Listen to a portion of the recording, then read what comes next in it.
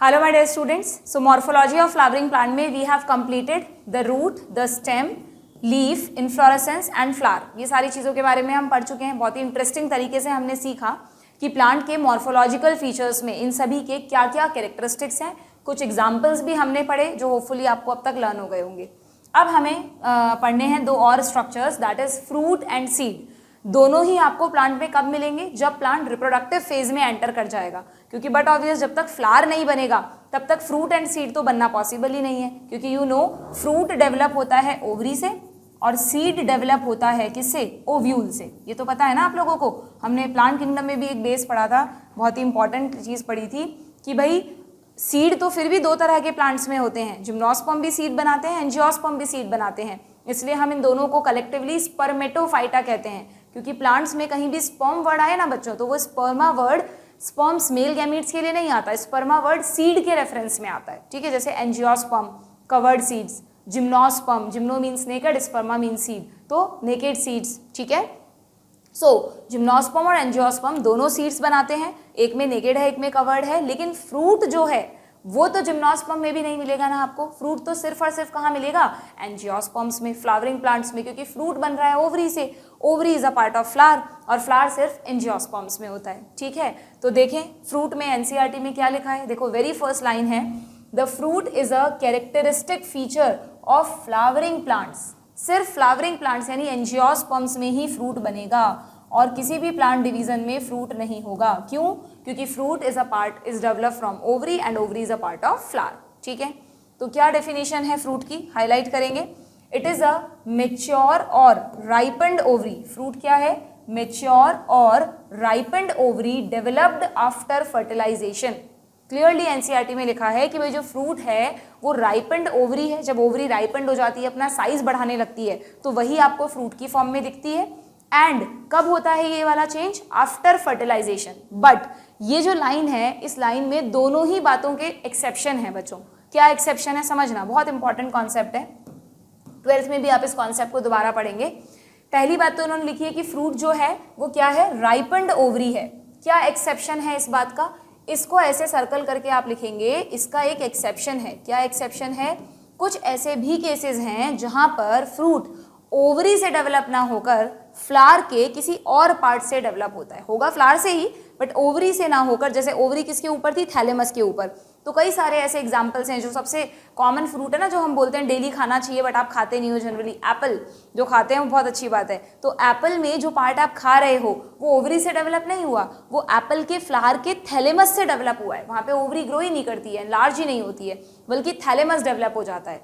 तो कुछ केसेस ऐसे हैं जहाँ पर ओवरी फ्रूट नहीं बनाती, बल्कि फ्लावर का कोई और पार्ट फ्रूट बनाता है। ऐसे फ्रूट्स को कहते हैं फॉल्स फ्रूट्स। भाई फॉल्स फ्रूट्स हो गए ना वो, क्योंकि उन पे डेफिनेशन ही नहीं लग रही। भाई फ्रूट क्या है? Fruit is a ripened ovary, लेकिन वो ऐसे फ्रूट हैं जो ओवरी से नहीं बने, तो फिर वो एक तरह के फॉल्स फ्रूट माने जाएंगे। क्लियर? एंड यहाँ लिखा है फ्रूट डेवलप आफ्टर फर्टिलाइजेशन। बिल्कुल ठीक बात है। मोस्ट ऑफ द केसेस में फ्रूट फर्टिलाइजेशन के बाद ही बनेगा, उससे पहले नहीं बनेगा। फर्टिलाइजेशन का मतलब वही पॉलन ग्रेन्स पहुंच गए, अंदर मेल गैमीट आ गए, फीमेल गैमीट को फर्टिलाइज किया, जाइगोट बना, जाइगोट एम्ब्रियो बनाएगा, ओव्यूल से सीड बनेगा, तब जाके ओवरी फ्रूट बनाएगी। तो मोस्ट ऑफ द केसेस में fruit develop after fertilisation. But again इसका एक्सेप्शन है parthenocarpic fruits. Parthenocarpic fruits. Carpi word कहीं भी आए हमेशा ध्यान रखना किसके रेफरेंस में आता है? फ्रूट के रेफरेंस में। जैसे फ्रूट की वॉल को बोलते हैं पेरिकार्प, कार्प वर्ड किसके लिए आता है? फ्रूट के लिए। और पार्थेनो वर्ड का मतलब पता है आपको? पार्थेनो वर्ड का मतलब होता है विदाउट मैरिज, विदाउट फ्यूजन। यानी एक ऐसे फ्रूट की बात हो रही है जो विदाउट फ्यूजन के ही डेवलप हो गया है, फर्टिलाइजेशन हुआ ही नहीं, फिर भी फ्रूट डेवलप हो गया। सोचो, इमेजिन करो कि हम कह रहे हैं कैसे हो रहे हैं ये सारे इवेंट, कि भाई अगर ये स्टिग्मा स्टाइल ओवरी है तो हम कह रहे हैं कि जब यहाँ पे पॉलन ग्रेन आता है, पॉलन ट्यूब बनती है, तो ओवरी के अंदर क्या होता है? ओवरी के अंदर होता है ओव्यूल। ओवरी के अंदर होता है ओव्यूल, है ना? और ओव्यूल के अंदर होता है वो कमरा, कक्ष जिसमें राजकुमारी बैठी है, यानी कि एम्ब्रियो सैक। इस एम्ब्रियो सैक में है एग सेल, ये है ना एग सेल। तो यहाँ पे 3 स्ट्रक्चर हमेशा ध्यान रखना है आपको। ओवरी है, ओवरी के अंदर ओव्यूल है, जो कि एक भी हो सकता है, बहुत सारे भी हो सकते हैं, हर ओव्यूल के अंदर एक कमरा, एक कक्ष बना हुआ है, दैट इज एम्ब्रियो सैक, जो राजकुमारी का कक्ष है ना, एम्ब्रियो सैक। ये हमेशा 3 स्ट्रक्चर याद रखना, ओके।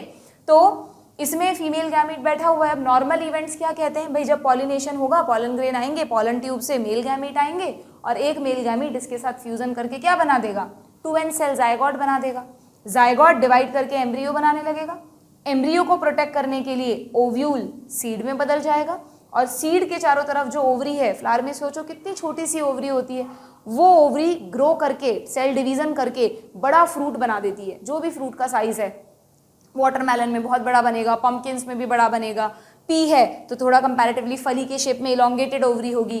तो जो भी फ्रूट बनाना है वो ओवरी बनाती है, ठीक है। बट यहाँ हमने क्या कहा, पार्थेनोकार्पी में क्या हुआ, ना तो कोई फर्टिलाइजेशन हुआ अंदर, ना कोई जायगोट बना और ना ही ओव्यूल सीड में बदला। ओव्यूल भी कोई सीड में नहीं बदला, कुछ इवेंट्स नहीं हुए अंदर। फिर भी कुछ ऐसा हुआ कि ओवरी ने ग्रो करना शुरू कर दिया, ओवरी एनलार्ज होने लग गई और ovary is converted into fruit. तो ऐसा फ्रूट जो बिना फर्टिलाइजेशन के डेवलप हो गया है उसे आप कहेंगे पार्थेनोकार्पिक फ्रूट। एंड क्या ऐसे फ्रूट्स में मुझे सीड्स मिलेंगे बच्चों? नहीं, क्योंकि हम कह रहे हैं अंदर कोई भी इवेंट नहीं हुआ।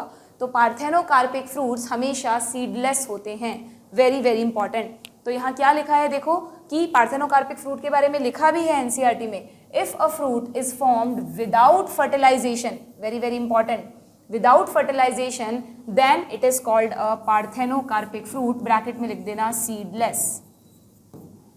क्योंकि फर्टिलाइजेशन नहीं हुआ तो ओव्यूल भी सीड में नहीं बदला, तो ऐसे फ्रूट्स कैसे होंगे? हमेशा सीडलेस होंगे। तो बॉटनिस्ट के दिमाग में उठा कि भाई जब फर्टिलाइजेशन ही नहीं हुआ, जब सिग्नल ही नहीं उठे, नहीं मिले, तो क्यों ओवरी ने फ्रूट बनाया? तो उसका कारण क्या मिला कि कुछ प्लांट्स में ऐसा होता है कि ओवरी में ऑक्सिन हार्मोन बनने लग जाता है और ऑक्सिन हार्मोन अगर बनने लग गया तो वो सेल डिवीजन को बढ़ाएगा, तो ओवरी बिना किसी सिग्नल के ग्रो करना शुरू कर लेती है हाई कॉन्सेंट्रेशन ऑफ ऑक्सिन से, ठीक है।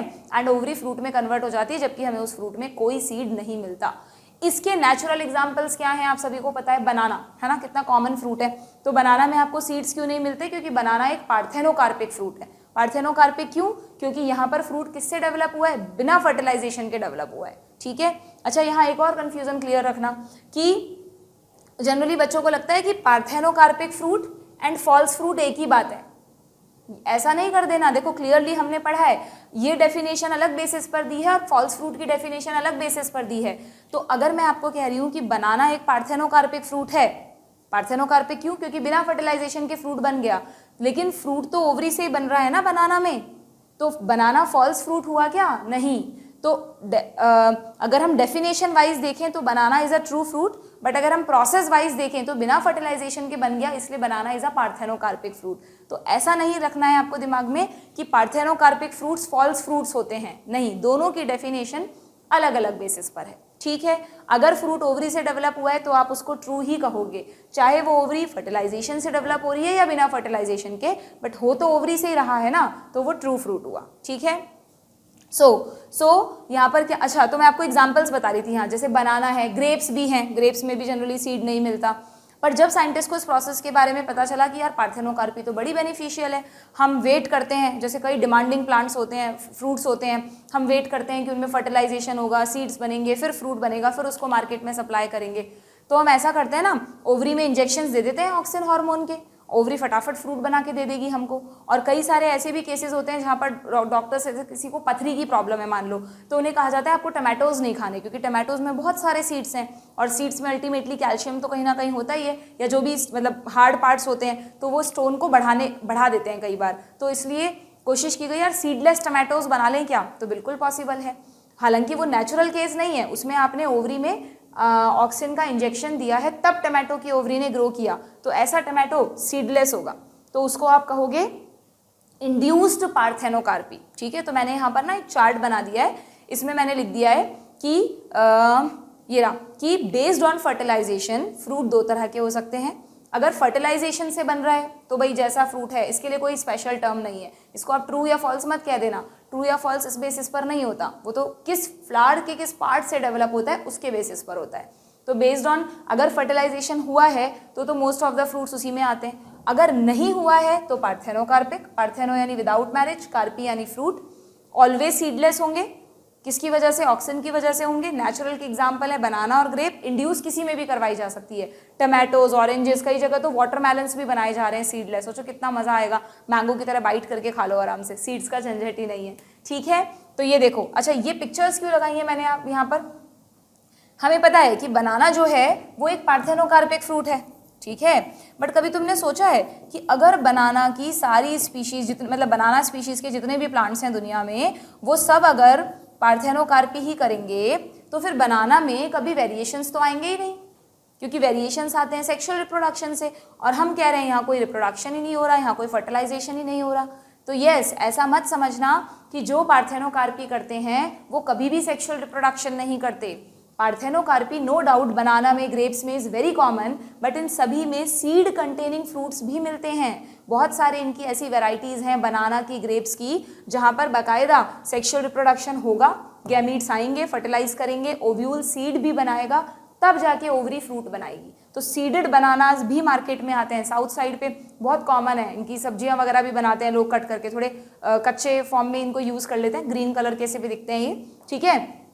तो बट येस, डू रिमेंबर कि जो भी पार्थेनोकार्पी कर रहा है उस स्पीशीज का कोई ना कोई वेरिएंट, कोई ना कोई प्लांट सेक्सुअल रिप्रोडक्शन भी कर रहा है, तभी वेरिएशंस आए और तभी दुनिया में एग्जिस्टेंस पॉसिबल है। बिना वेरिएशंस के तो कोई रह ही नहीं सकता। ठीक है, क्लियर हो गया ये कॉन्सेप्ट आप लोगों को? कहने को एनसीईआरटी ने एक लाइन में लिखकर खत्म कर दिया, लेकिन देखो इसके पीछे कितनी सारी बातें छुपी है। ओके, तो सीडलेस फ्रूट्स यहाँ पर जो आपने लिखा है उसके आगे एग्जाम्पल लिख देना, बनाना एंड ग्रेप्स। ये मैंने नेचुरल एग्जाम्पल्स लिखे हैं, और बाकी इंड्यूस तो किसी में भी करवाई जा सकती है, टमाटोज में, ऑरेंजेस में, वाटरमेलन में। ठीक है, वैसे पार्थेनोकार्पी वहाँ पर भी आता है 12th में, जब तुम रिप्रोडक्शन इन हायर प्लांट्स पढ़ोगे, या एक उधर भी आता है प्लांट हार्मोन्स में ऑक्सिन पढ़ोगे, तो वहाँ भी पार्थेनोकार्पी दोबारा आएगा। क्लियर? देन, और ये वाली जो चीज़ मैंने लिखी है, ये वाला क्लासिफिकेशन अलग हो गया क्या? इसके लिए भी एक चार्ट बना दिया, ये देखो कि अगर फ्रूट ओवरी से डेवलप हो रहा है तब तो वो राइपेंड ओवरी से बना ट्रू फ्रूट है, मोस्ट ऑफ द फ्रूट इसी में आते हैं। बट अगर फ्रूट ओवरी के अलावा किसी भी और पार्ट से बन रहा है, देखकर नहीं पता चलेगा आपको फ्रूट को कि हाँ मैम ये ओवरी से बना है या ये थैलेमस से बना है, वो तो बॉटनिस्ट रिसर्च करके पता लगाते हैं। ठीक है, तो फॉल्स फ्रूट क्या हुआ? जो ओवरी के अलावा किसी भी और पार्ट से डेवलप हुआ हो। ज़्यादातर दूसरे पार्ट से जो डेवलप होते हैं उसमें देखा गया थैलेमस ग्रो करके बनाता है। ठीक है, तो इसके 4 एग्जाम्पल्स आपको याद रखने ही रखने हैं, एप्पल, पेयर, पाइनएप्पल, स्ट्रॉबेरी। काजू याद रख सको तो रख लेना, कैश्यू नट भी एक फॉल्स फ्रूट है। ठीक है, तो इसको भी याद रखना बहुत आसान है। देखो एप्पल तो याद रखना ही रखना, फिर एप्पल से रिलेटेड हो गए तीनों, जैसे एप्पल के कलर का स्ट्रॉबेरी, एप्पल से मिलता जुलता नाम पाइनएप्पल, और एप्पल के शेप का पियर। तो एप्पल के बेसिस पर 3 और एग्जाम्पल आपको याद हो जाएंगे। ठीक है, और यहाँ पे मैंने लिख दिया है कि बनाना एक पार्थेनोकार्पिक फ्रूट तो है, बट फॉल्स फ्रूट नहीं है, बल्कि एक ट्रू फ्रूट है। ये सारी चीज़ें आप 12th में रिप्रोडक्शन इन फ्लावरिंग प्लांट्स में दोबारा पढ़ोगे। क्लियर? तो फॉल्स फ्रूट के एग्जाम्पल क्या हो गए भाई? फॉल्स फ्रूट के 4 एग्जाम्पल सबको याद रखने हैं, एप्पल, पाइनएप्पल, और एप्पल के कलर का स्ट्रॉबेरी, एंड एप्पल के शेप का पियर। ठीक है, और काजू याद रख सको तो well and good, cashew nut. ये मोस्ट कॉमनली आते हैं क्वेश्चंस, फॉल्स फ्रूट के एग्जाम्पल्स बताओ। ठीक है, चलिए ये पूरा पैराग्राफ 3 लाइन समझ में आ गई, आगे बढ़ते हैं। अब अगर हम फ्रूट के स्ट्रक्चर की बात करें कि भाई फ्रूट में है क्या क्या चीज़, तो 2 ही चीज़ें हैं फ्रूट में। कौन सी 2 चीज़ें हैं? या तो फ्रूट में आपको मिलेगा सीड, फ्रूट के अंदर क्या है? सीड है, और या पेरिकार्प। पेरिकार्प क्या होता है भाई? सीड के अलावा जो भी चीज़ मिल रहा है ना आपको फ्रूट में, वो सब पेरिकार्प कहलाता है।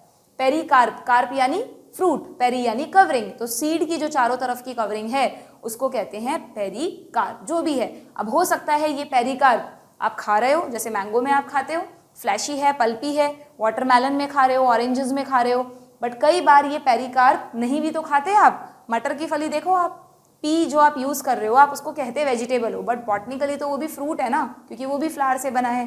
तो पी में आपने अंदर के जो दाने खाए वो तो सीड्स हैं, और वो जो फली है वो फली क्या है? वो पेरिकार्प है बच्चों। ठीक है, वहाँ पे पेरिकार्प नॉन एडिबल है तो हमने खाया नहीं। ऐसा मत समझना कि फ्रूट का मतलब वही जिनमें खूब अच्छा खासा पल्प हो और हमें खाने में रसीले लगते हों। फ्रूट का मतलब वो स्ट्रक्चर जो फर्टिलाइजेशन के बाद डेवलप हुआ है। ठीक है, तो कोई भी आप देखो, जैसे मोनोकॉट्स में आप देख लो, सीरियल्स, गेहूं बाजरा वगैरह खाते हैं हम, तो गेहूं के हम दाने ही तो खाते हैं, वो गेहूं जिस कवरिंग के अंदर बंद होता है वो उसका पेरिकार्प है। ठीक है, तो pericarp and seed, the pericarp may be dry और फ्लैशी, लिख दिया ना, ड्राई भी हो सकता है, फ्लैशी भी हो सकता है। आप यही देख लो, आप जो ड्राई फ्रूट्स खाते हो तो ड्राई फ्रूट्स में आप क्या खा रहे हो, आप तो सीड खा रहे हो उनका, आप बादाम का सीड खा रहे हो। बादाम एक कवरिंग के अंदर बंद होता है, यू नो, कभी आपने देखा है बादाम का प्लांट? बादाम ना इस तरह से ग्रो करते हैं कवरिंग के अंदर, ग्रीन कलर की कवरिंग होती है, बाद में ये छिलका सूखते सूखते ब्राउन हो जाता है एकदम। तो आप कभी छिलके वाले बादाम लेकर आना, पहले हार्ड, बहुत हार्ड छिलके वाला छिलका होगा, फिर उसके अंदर से बादाम का सीड निकलेगा। क्लियर? सेम ऐसा ही अखरोट में भी होता है। ओके, तो जो पेरिकार्प है वो ड्राई भी हो सकती है, वो फ्लैशी भी हो सकती है। अगर पेरिकार्प थिक एंड फ्लैशी है, अगर पेरिकार्प थिक एंड फ्लैशी है तो कई बार ये डिफ्रेंशिएट होती है 3 लेयर में। क्या मतलब है इसका? कि अगर मान लीजिए हम कह रहे हैं कि ये तो है सीड, ठीक है, और ये इस सीड के चारों तरफ का पेरिकार्प है, तो इस पेरिकार्प में क्लियरली आपको 3 लेयर्स मिलती हैं। कौन सी 3 लेयर्स मिलती हैं? सबसे बाहर वाली लेयर कहलाती है एपिकार्प, मिडिल लेयर कहलाती है मीजोकार्प, और सबसे अंदर सीड के चारों तरफ जो लेयर होती है दैट इज एंडोकार्प। ठीक है, तो ये एपिकार्प हो गई एक तरह से मीजो। अब अच्छा आप सुनो, अब यहाँ पर भी ना डिपेंड करता है, कई बार मीजोकार्प, जैसे मैंगो में आप जो खाते हो ना वो मीजोकार्प है, तो मीजोकार्प काफ़ी फ्लैशी होता है, कई बार हो सकता है नॉन एडिबल हो, अलग अलग होता है तीनों लेयर्स में। तो उसके बेसिस पर ना बहुत बड़ा क्लासिफिकेशन है एक फ्रूट्स का, बट वो हमें नहीं पढ़ना है, एनसीईआरटी ने पूरा हटा दिया है, ना ही नीट में उससे कोई क्वेश्चन आता है। अननेसेसरी अपना टाइम वेस्ट मत करना उसमें, ठीक है। तो हमें सिर्फ उस पूरे क्लासिफिकेशन में से एक टाइप के फ्रूट के बारे में पढ़ना है, that is the drupe fruit. ये बहुत सारे टाइप्स में से एक पर्टिकुलर टाइप है फ्रूट्स का, ठीक है।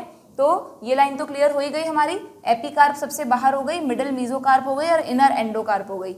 इसमें कई बार बच्चे क्या करते हैं, पेरी और एपी को मिक्स कर देते हैं, तो ये गलती नहीं होनी चाहिए। पेरी मतलब चारों तरफ, पूरे को मिलाकर पेरी कहेंगे, ठीक है, इन तीनों को मिलाकर पेरी कहेंगे। एपी तो आउटर मोस्ट लेयर है, ये गड़बड़ नहीं होनी चाहिए नीट में। क्लियर? अब देखें जरा ड्रूप फ्रूट क्या है। अगर हम ड्रूप फ्रूट की बात करें तो ड्रूप फ्रूट की क्या खासियत है बच्चों, बहुत नीट में आता है क्वेश्चन, फ्रिक्वेंटली पूछते हैं ड्रूप फ्रूट्स, ठीक है, इस बार भी था, नीट 2023 में भी क्वेश्चन था, ठीक है। ड्रूप फ्रूट्स क्या होते हैं समझना।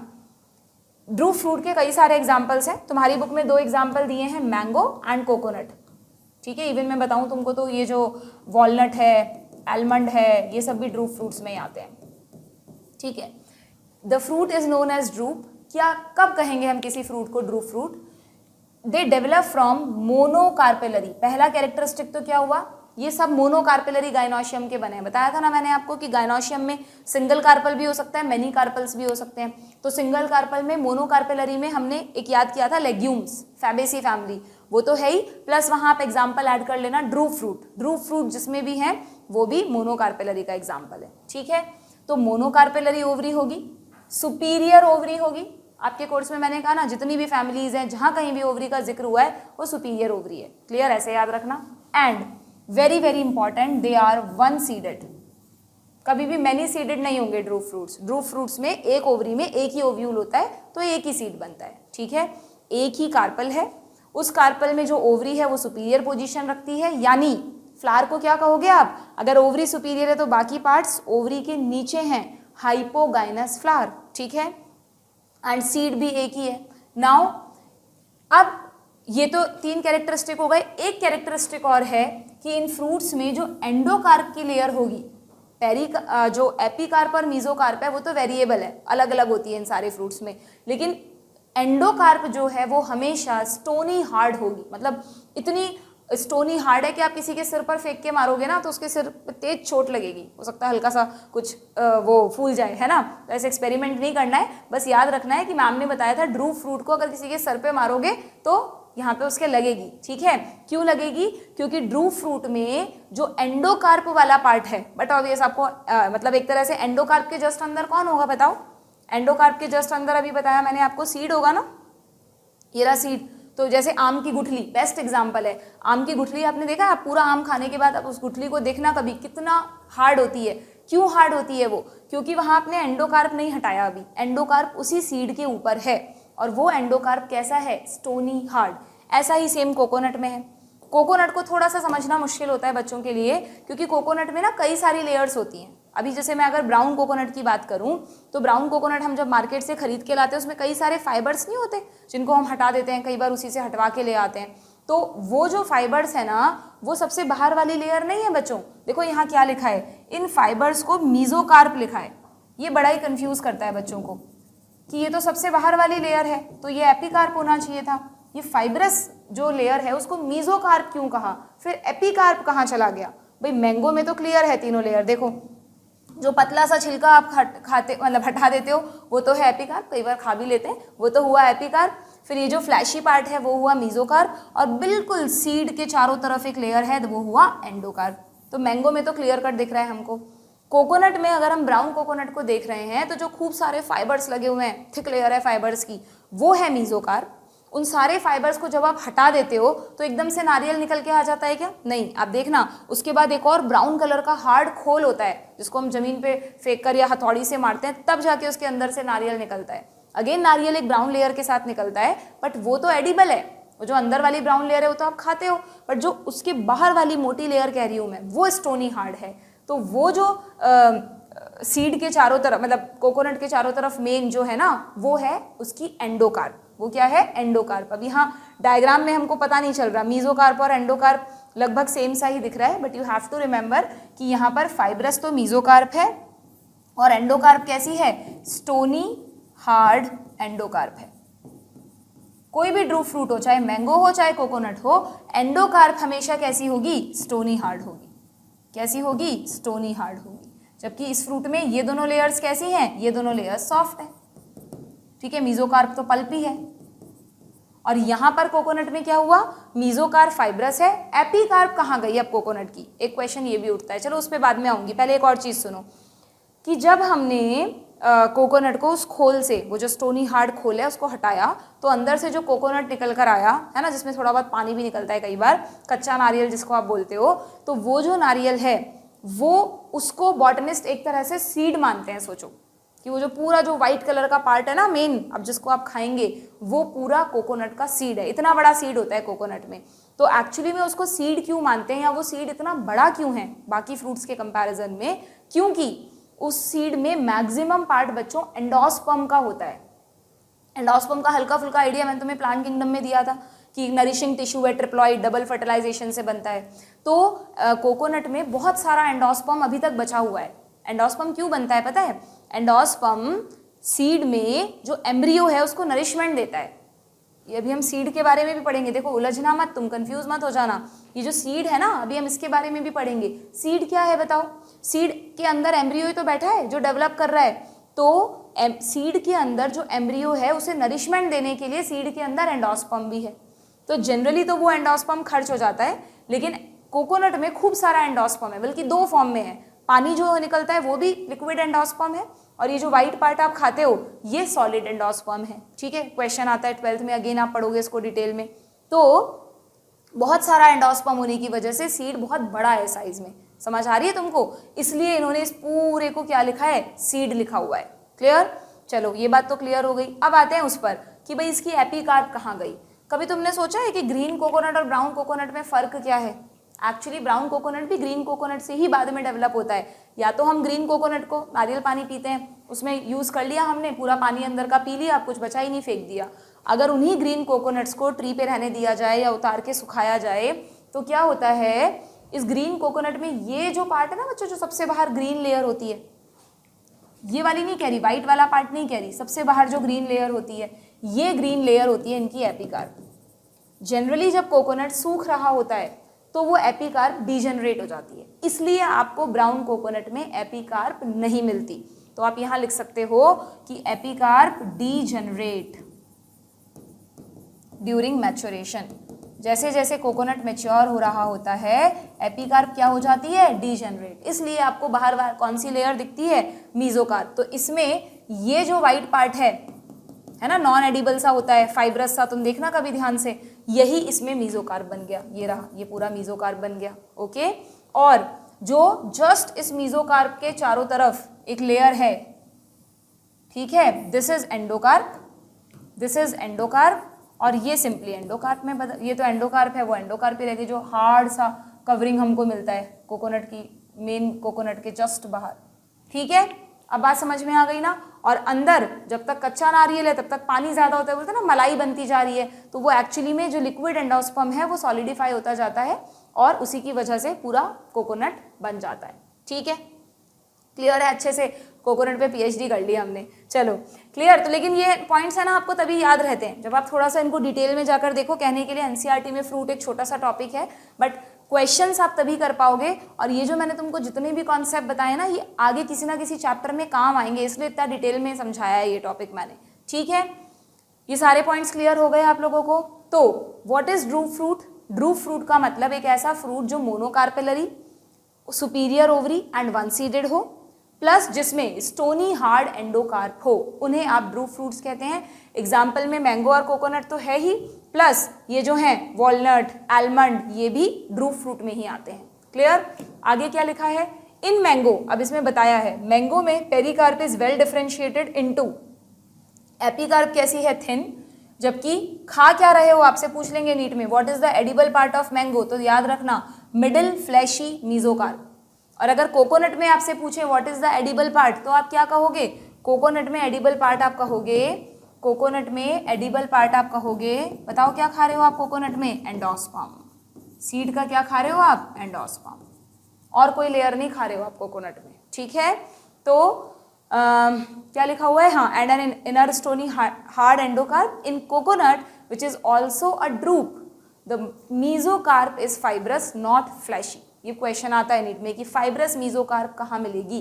कोकोनट में। But fibrous mesocarp is not a characteristic feature of drupes, क्योंकि देखो ना ये भी ड्रूप है लेकिन इसकी मीजोकार्प फ्लैशी है, ये भी ड्रूप है इसकी मीजोकार्प फाइब्रस है। तो कैरेक्टरिस्टिक तो सिर्फ एंडोकार्प से है, क्योंकि एंडोकार्प दोनों में ही कैसी है? Stony hard. क्लियर। आप अखरोट को देख लो, अखरोट की जो कवरिंग होती है कितनी हार्ड होती है, अगेन वही स्टोनी हार्ड, वो उसकी एंडोकार्प है। एपिकार्प मीजोकार्प हटा के मिलता है हमको जनरली अखरोट। ठीक है, क्लियर। तो ये हुआ आपका फ्रूट के बारे में पूरा का पूरा डिटेल्स जो जो आपको एनसीईआरटी में दी थी। एक बार समराइज कर देती हूँ। फ्रूट में हमने क्या पढ़ा? Fruit definition wise ripened ovary है, लेकिन ओवरी की जगह फ्लावर के किसी और पार्ट से भी फ्रूट डेवलप हो सकता है, ऐसे फ्रूट्स कहलाते हैं false fruit. Apple, pineapple, pear, strawberry, cashew nut, ये सब हो गए। फिर हमने पढ़ा fruit develop after fertilisation, but without fertilisation भी फ्रूट डेवलप होता है, they are called parthenocarpic fruits. ठीक है, जैसे कि बनाना, ग्रेप्स, इंड्यूस भी करवा सकते हैं हम पार्थेनोकार्पी को। फिर हमने पढ़ा फ्रूट में दो ही चीज़ें होती हैं, सीड और चारों तरफ का पेरिकार्प। हो सकता है पेरिकार्प कंप्लीटली ड्राई है, हम खा ही नहीं रहे हैं उसको, हो सकता है पेरिकार्प थिक एंड फ्लैशी है। अगर थिक और फ्लैशी है तो 3 लेयर में डिवाइडेड है, एपिकार्प, मीजोकार्प, एंडोकार्प। ठीक है, फिर हमने सिर्फ ड्रूप फ्रूट्स के बारे में पढ़ा। ड्रूप फ्रूट वो होते हैं जो सिंगल कार्पल रखते हैं, सुपीरियर ओवरी रखते हैं, एक ही सीड होता है और सीड के चारों तरफ स्टोनी हार्ड एंडोकार्प होती है। ठीक है, 2 एग्जाम्पल याद रखने हैं, मैंगो एंड कोकोनट। दोनों में ही मीजोकार्प बहुत अलग है। मैंगो की मीजोकार्प फ्लैशी है, कोकोनट की मीजोकार्प कैसी है? फाइब्रस है। स्टोनी हार्ड एंडोकार्प दोनों में है। एडिबल पार्ट की बात करें तो मैंगो का एडिबल पार्ट है मीजोकार्प, लेकिन कोकोनट का एडिबल पार्ट है एंडोस्पर्म, जो कि सीड का ही एक पार्ट है ना। यहाँ पर मैं लिख देती हूँ, endosperm is a part of seed. तो एक तरह से कोकोनट में हम सीड खा रहे हैं। डन। तो this is all about the fruit.